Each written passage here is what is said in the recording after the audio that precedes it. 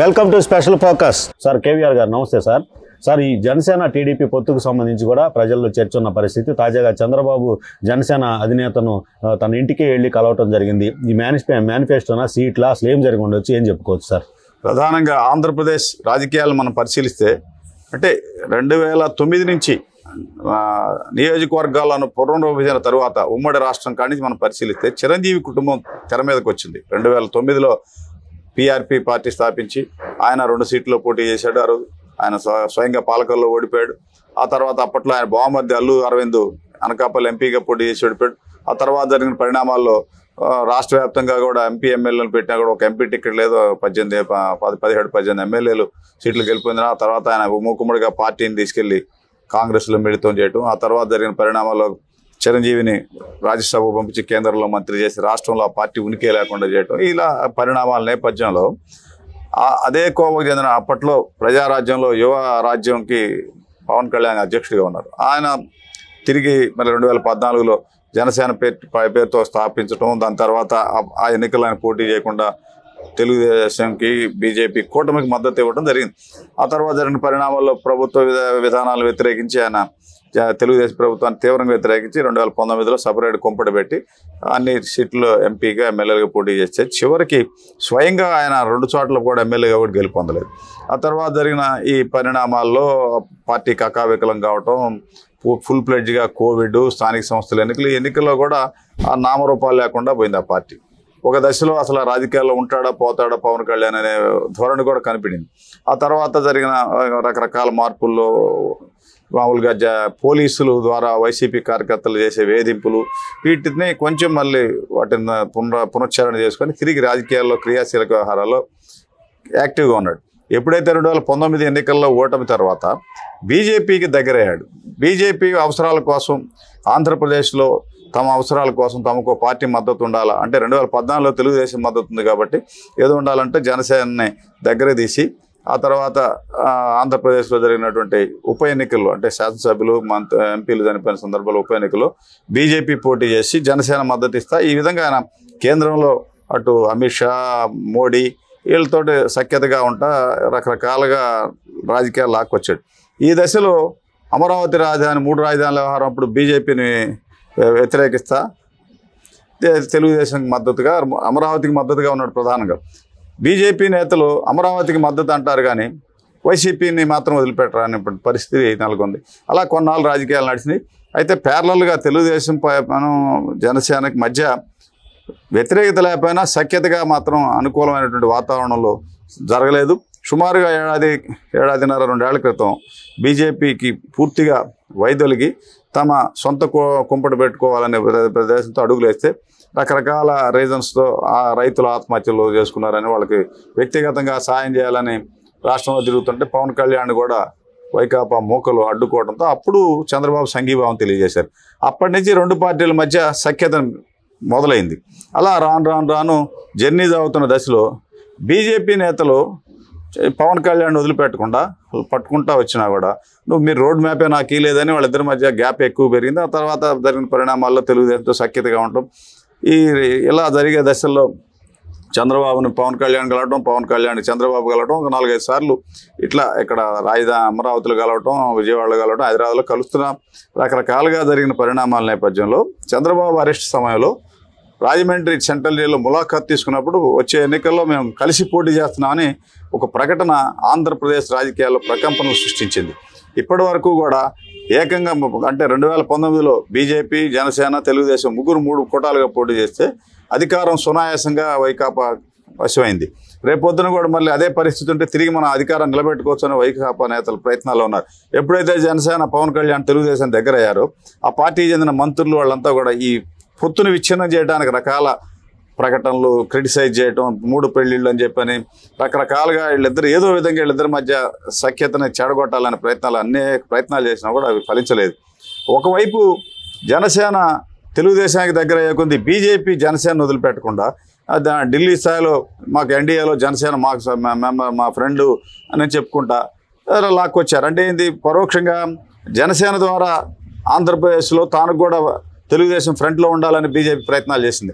ఇలా జర్నీ సాగుతూ ఉన్న దశలో అనుకోకుండా రాజమండ్రిలో చంద్రబాబు అరెస్ట్ సెంట్రల్ జైలుకి వెళ్ళిన తర్వాత జరిగిన పరిణామాల్లో రెండు పార్టీల కార్యకర్తలు కలిసి రాష్ట్రంలో పనిచేయడం ప్రారంభించారు. అలా ఉమ్మడి జిల్లాల్లో కానీ, విభజించిన కొత్త జిల్లాల్లో కానీ, నియోజకవర్గ స్థాయిలో రెండు పార్టీలతో సమన్వయ కమిటీ సమావేశాలు నిర్వహించుకున్నారు. మండల స్థాయిలో నిర్వహించుకున్నారు.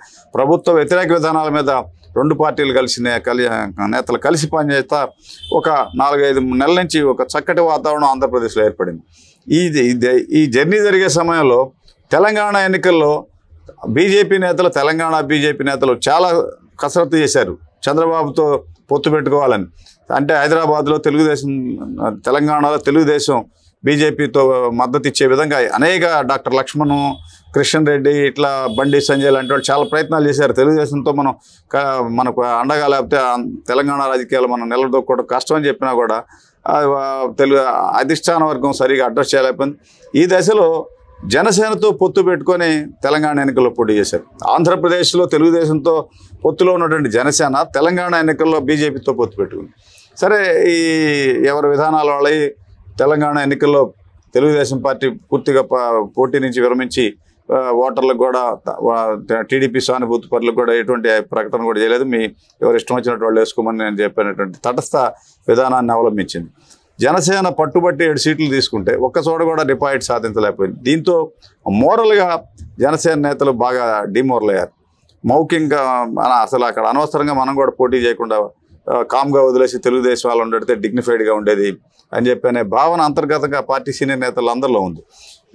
ఎప్పుడైతే ఆ డిపాజిట్ కోల్పోయాడో వైసీపీ నేతలు వ్యంగ్యాస్త్రాలు, రకరకాల మాటలు జరిగింది.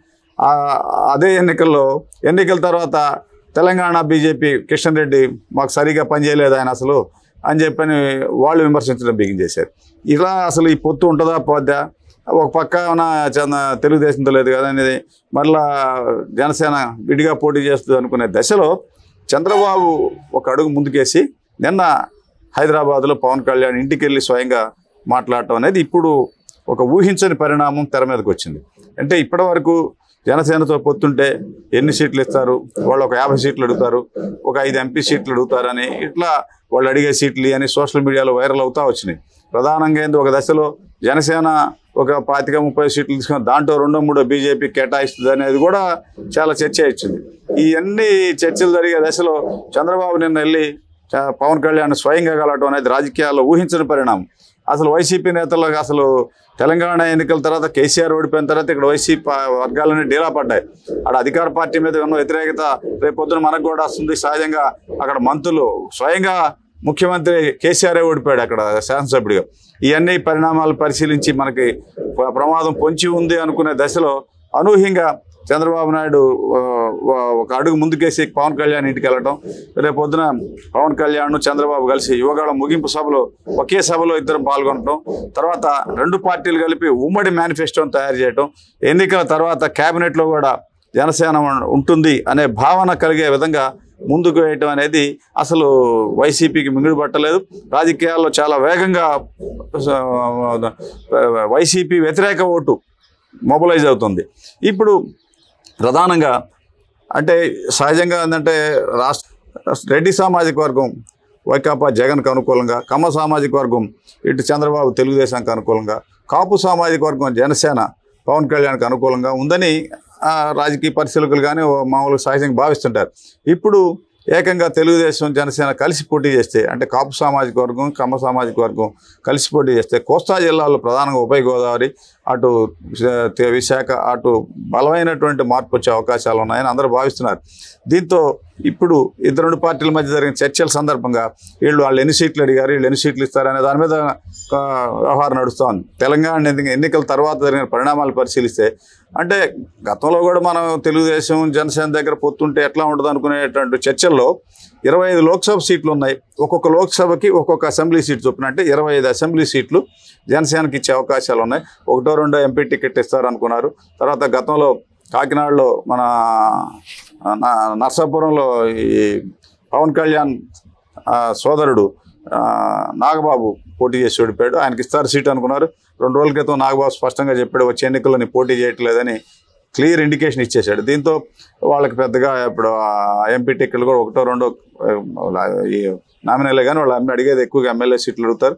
ప్రధానంగా నాదెండ్ల మనోహరు, పవన్ కళ్యాణ్ ఇట్లా కొంచెం మంది సీనియర్ నేతలు ఎన్నికల బరిలో ఉంటారు.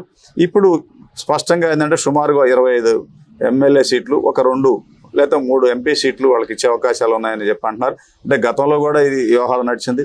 ప్రధానంగా అనకాపల్లి, కాకినాడ, నర్సాపురం 3 ఇస్తారు, లేదంటే బందర్ అనుకున్నారు. బందర్ అయితే వంగవీటి రాధా తెలుగుదేశం అభ్యర్థి ఉన్నాడు కాబట్టి అది కేటాయించడానికి వీళ్ళు అంగీకరించకపోతే నర్సాపురం అనుకున్నారు. నర్సాపురం విచిత్రంగా తెలుగుదేశం పోటీ చేసిన, జనసేన పోటీ చేసిన అభ్యర్థి మాత్రం ఆయన 666. ఆయన జనసేన కేటాయిస్తే జనసేన అభ్యర్థి అవుతారు, తెలుగుదేశం చేస్తే తెలుగుదేశం అభ్యర్థి అవుతారు. ఆయన స్వయంగా చెబుతున్నాడు, నర్సాపురం అభ్యర్థిని నేనే, 2 పార్టీలు ఎవరికి సీట్ ఇచ్చినా కూడా నేనే అభ్యర్థి అవుతానని స్పష్టంగా చెప్పాడు. సరే, సంఖ్య ఎక్కడ సంఖ్య నియోజకవర్గాలు అనేది ఒక 4-5 ఒక వారం 2 వారాల్లో తేలిపోయే అవకాశాలు ఉన్నాయి.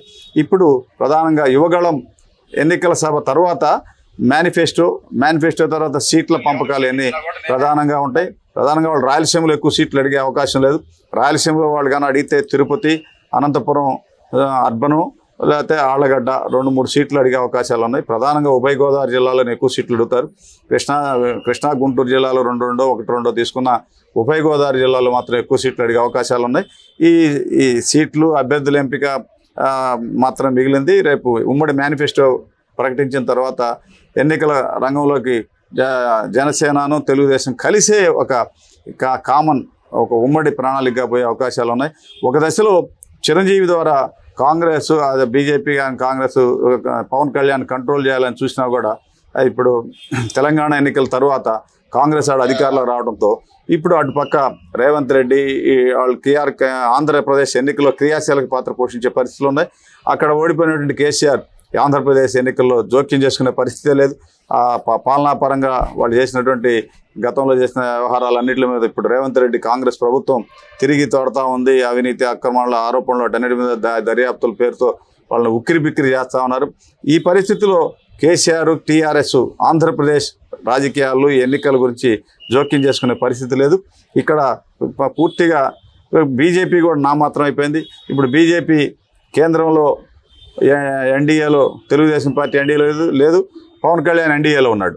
ఒకవైపు రేవంత్ రెడ్డి అధికారంలో ముఖ్యమంత్రిగా ఉండటంతో రేపొద్దున భవిష్యత్తులో Telugu Desam party Indian group BJP ఇతర గ్రూపులోకి రావాలంటే, చంద్రబాబుతో మాట్లాడాలంటే రేవంత్ రెడ్డి ద్వారా పావులు గదిపే అవకాశాలు ఉన్నాయి. ఈ దశలో ఆంధ్రప్రదేశ్ రాజకీయాలు, ఎన్నికలు మొత్తం కూడా ఈ జనసేన తెలుగుదేశం చుట్టూ తిరుగుతూ ఉన్నాయి. తర్వాత చంద్రబాబు అరెస్ట్ తర్వాత జరిగిన పరిణామాల్లో వైకాపా ఒంటరి కాకైంది. జనసేన నేత స్వయంగా సెంట్రల్ జైలుకి పోయి ములాఖాత్కి వెళ్ళొచ్చి ఏకంగా డైరెక్ట్గా వచ్చే ఎన్నికల్లో మేము పోటీ చేస్తాం, వైకాపా వ్యతిరేక ఓటుని చీలనివ్వం అని స్పష్టమైన ప్రకటన చేయడం. ఆ తర్వాత ఇటీవల సమావేశాల్లో కూడా తెలుగుదేశం పార్టీతో పొత్తు ఉంటుంది, పొత్తును వ్యతిరేకించే వర్గాలు, పొత్తును వ్యతిరేకించే నాయకులు మా పార్టీలో అవసరం లేదు, వెళ్ళిపోండి అని కూడా ఆయన కటుగా స్టేట్మెంట్ ఇచ్చాడు. ఈ అన్నింటిని పరిశీలిస్తే భవిష్యత్తులో గతంలో కూడా మీకు నాదెండ్ల భాస్కరరావు వెన్నుపోటు తర్వాత జరిగిన పరిణామాల్లో ఆంధ్రప్రదేశ్ రాజకీయాల్లో తెలుగుదేశం పార్టీ సిపిఐ, సిపిఎం, బీజేపీతో కలిసి మిత్రపక్షాలతో కలిసి పోటీ చేసినటువంటి పరిస్థితులు ఉన్నాయి. నవ్యాంధ్రప్రదేశ్లో కూడా తెలుగుదేశం పార్టీను బీజేపీ కలిసి పోటీ చేసింది. ఇక్కడ తెలంగాణలో కూడా 2014లో బీజేపీ, తెలుగుదేశం కలిసే పోటీ చేసింది. అట్లా మిత్రపక్షంతో కలిసి పనిచేసినటువంటి సందర్భాలు తెలుగుదేశానికి చాలా ఉన్నాయి. కేంద్రంలో కూడా ఎన్డీఏ, యునైటెడ్ ఫ్రంట్ ప్రభుత్వంలో కానీ ఎన్డీఏలో కూడా భాగస్వామిగా ఉండి కేంద్ర మంత్రులు కూడా తీసుకున్న సందర్భాలు ఉన్నాయి. అందువల్ల ఏంటంటే తెలుగుదేశం పార్టీకి ఇదేం కొత్త కాదు, మిత్రపక్షంగా కలిసి పనిచేయడం, సీట్లు పంచుకోవడం అనేది. జనసేన కూడా ఆ పార్టీతో కలిసి ఇప్పుడు పని చేస్తూ ఉన్నారు. 2 సార్లు ఇక్కడ జరిగినటువంటి ఎన్నికల్లో కూడా బీజేపీకి మద్దతు ఇచ్చారు మన ఉప ఎన్నికల్లో. ఇలా రకరకాలుగా జరుగుతున్న పరిణామాల్లో ఆంధ్రప్రదేశ్లో రాజకీయాలు మొత్తం చంద్రబాబు, పవన్ కళ్యాణ్ చుట్టూతా తిరుగుతున్నాయి. అనుకోకుండా అనూహ్యమైనటువంటి పరిణామాలు, చంద్రబాబు అరెస్ట్ తర్వాత జరిగినటువంటి మార్పులు రాజకీయాల్లో వైకాపా వ్యతిరేక ఓటును దగ్గరికి చేర్చాయి. ఈ పరిణామాలన్నీ పరిశీలిస్తే బహుశా జనవరి లోపలే, లేదంటే ఒక జనవరి ఫస్ట్ వీక్ లోపలే సీట్ల పంపకం ఖరారైద్ది. 2 పార్టీల మధ్య కూడా విభేదాలు, సీట్ల పంపకాలు పెద్ద తేడాలు వచ్చే అవకాశం ఏం లేదు. ఇచ్చిపుచ్చుకునే ధోరణిలో ముందుకు పోతూ ఉన్నారు. కాబట్టి ఒక బలమైన వైకాపా ఒక చోట బలమైన క్యాడర్ ఉన్నా కూడా తెలుగుదేశం పార్టీ అభ్యర్థి బలమైన అభ్యర్థి ఆడుంటే వాళ్ళు దాన్ని వదిలేసి వేరే చోట పోవడానికి కూడా మానసికంగా సిద్ధమయ్యారు. రాజోల్లో సిట్టింగ్ ఎమ్మెల్యే వైకాపా తరఫున గెలిచిన అతను పోయి జనసేనలో వైకాపాలో చేరాడు. అక్కడ తెలుగుదేశంకి గొల్లపల్లి సూర్యారావు మాజీ మంత్రి బలమైన అభ్యర్థి.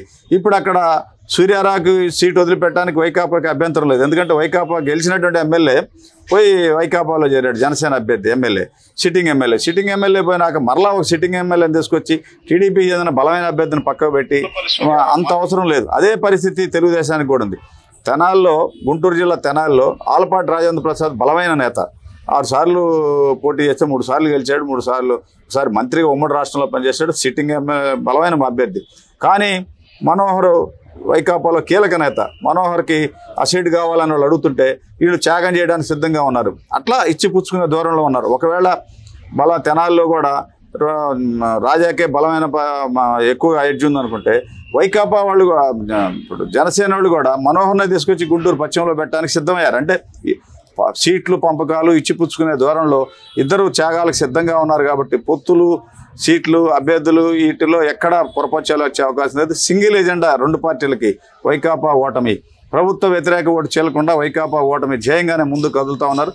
దానిలో భాగంగానే నిన్న చంద్రబాబు నాయుడు పవన్ కళ్యాణ్ ఇంటికి వెళ్ళి చర్చలు జరిపారు. రేపు యువగాళం ముగింపు సభలో నేరుగా పవన్ కళ్యాణ్ పాల్గొనబోతా ఉన్నాడు. ఈ అన్ని సంకేతాలు ప్రభుత్వ వ్యతిరేక విధానాలకి కలిసి ఉమ్మడిగా పనిచేయాలనే సంకేతంగా వీళ్ళు అడుగులు పడతా ఉన్నాయి. ఒకవైపు పవన్ కళ్యాణ్ కుటుంబ సభ్యులు కూడా, అంటే నాగబాబు కూడా ఎన్నికల్లో పోటీ చేయని స్పష్టమైనటువంటి హామీ ఇవ్వడంతో ఈసారి ఎంపీల సీట్లు కూడా అంత పట్టుబట్టే అవకాశం లేదు. 1, 2 3 ఎంపీ టికెట్లు ఇవ్వడానికి వీళ్ళు సిద్ధంగా ఉన్నారు, వాళ్ళు తీసుకోవడానికి సిద్ధంగా ఉన్నారు. సంఖ్య గతంలో అంటే తెలంగాణ ఎన్నికలకు ముందు ఒక 50 ఎమ్మెల్యే సీట్లు, 5 ఎంపీ సీట్లు అడుగుతారు అనుకున్నారు. చివరికి కనీసం 30 ఎమ్మెల్యే సీట్లు, 3-4 ఎంపీ సీట్లు అనుకున్నారు. కానీ తెలంగాణ ఎన్నికల పరిణామాల తర్వాత వైసీపీ నేతలు కూడా అంతర్మదనం చెంది మధ్యలో కూడా 2-3 సార్లు తెలుగుదేశంతో పొత్తు పెట్టుకోవాలనేటువంటి కామెంట్లు వచ్చిన సందర్భంలో కూడా మీరు ముఖ్యమంత్రి కావాలా, ముఖ్యమంత్రి పదవి అడగండి అని చెప్పారంటే పవన్ కళ్యాణ్ డైరెక్ట్గా వ్యాఖ్య చేశాడు. నన్ను మీరు శాసనసభ్యుడిగానే గెలిపించలేదు, ఇంక ముఖ్యమంత్రి ఎట్ట అడుగుతాం, మీరు అసలు నన్ను ఎమ్మెల్యేనే గెలిపించలేదు, మనం చట్టసభలకు మనం పోయే అవకాశం లేనప్పుడు ఎన్నిసార్లు మనం ఉండాలా, చట్టసభలకు గెలవకుండా మన పార్టీని నడపాలనేటువంటిది కార్యకర్తలకి అంతర్మదనంగా అర్థమయ్యే రీతిలో చెప్పుకుంటూ వచ్చారు. ఈ నేపథ్యంలో 2 పార్టీల మధ్య పొత్తులు, అవగాహన, సీట్లు, అభ్యర్థుల ఎంపిక ఇటువంటివి కూడా ఎక్కడ పొరపచ్చాలు లేవు. ఉమ్మడి మేనిఫెస్టో కూడా తయారు చేయబోతా ఉన్నారు. 2 కలిపి ఒక మిత్రపక్షంగా ఏర్పడి జనసేన తెలుగుదేశం కూటమి కామన్ మేనిఫెస్టోతో ఎన్నికలకు ముందు పోబోతా ఉన్నారు. ఈ సంకేతాలన్నింటినీ పరిశీలిస్తే వైసీపీ ఏకాగ్గా పోతుంది, బీజేపీ ఏకాగ్గా పోతూ ఉంది. దాదాపు జనసేన బీజేపీతో తెగతెంపులు చేసుకునే తెలుగుదేశంతో పొత్తుకి సిద్ధమైంది. ఇప్పటి వరకు ఉన్న పరిణామాలు ఇవి. రాజకీయాలు ఇంకా భవిష్యత్తులో ఎలా రూపాంతరం చెందుతాయో మనం వేచి చూడాల్సి ఉంది.